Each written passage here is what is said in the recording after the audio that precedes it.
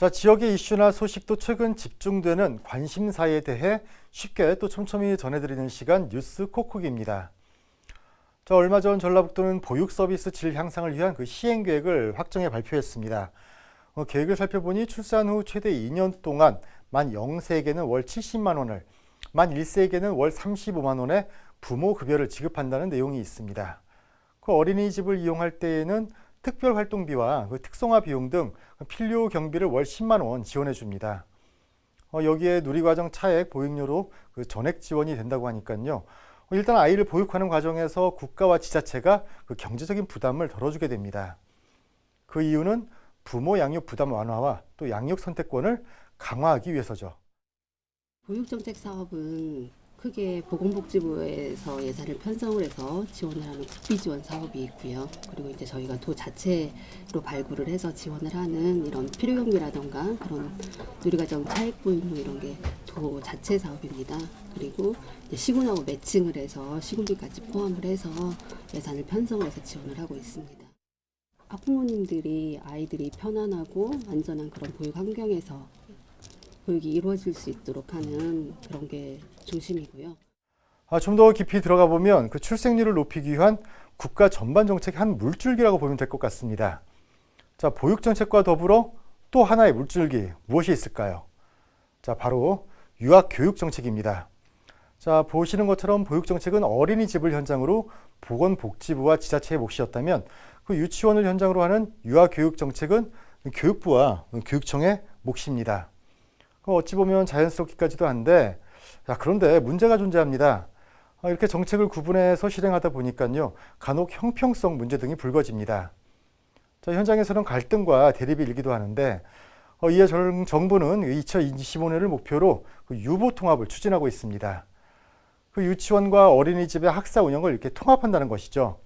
자, 교육과 보육, 보육과 교육을 이제는 그 하나의 테두리 안에 두겠다는 겁니다.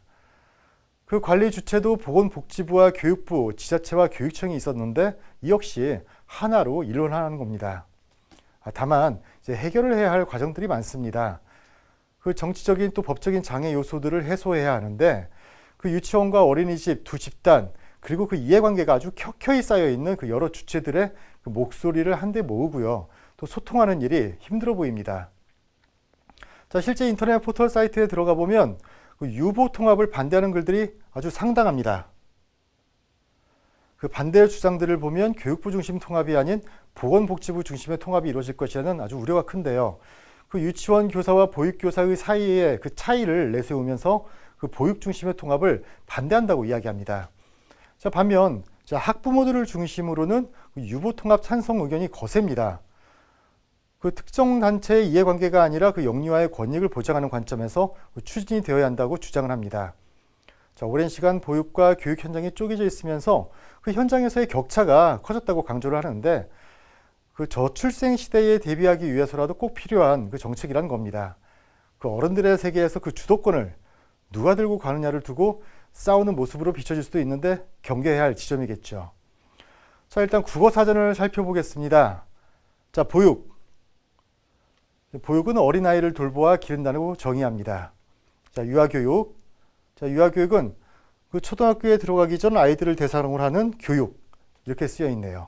자, 그렇다면 교육은 어떤 뜻일까요? 자, 지식과 기술 따위를 가르치며 그 인격을 길러준다.